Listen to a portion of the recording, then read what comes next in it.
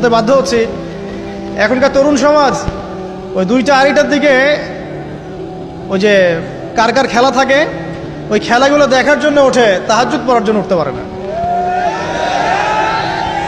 অথচ আল্লাহ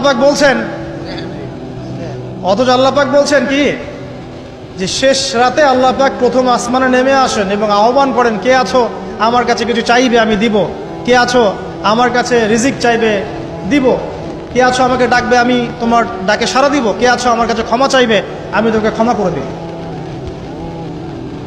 প্রিয় যুবক ভাইরা, আল্লাহকে মূল্যায়ন করতে শিখুন। এই সময়গুলোতে দোয়া করলে ইনশাআল্লাহ তাআলা আপনার দোয়া কবুল হবে ইনশাআল্লাহ। সবচেয়ে ইম্পর্টেন্ট হচ্ছে একটা, যেটা আমরা প্রত্যেক দিন পড়ি, প্রায় 17 রাকাত নামাজ পড়ি আমরা, ফরজ নামাজ, শুধু ফরজ নামাজের কথাই বলছি। এখানে আপনি 34টা সেজদা করেন, 17 রাকাত ফরজ, 34টা সেজদা করেন।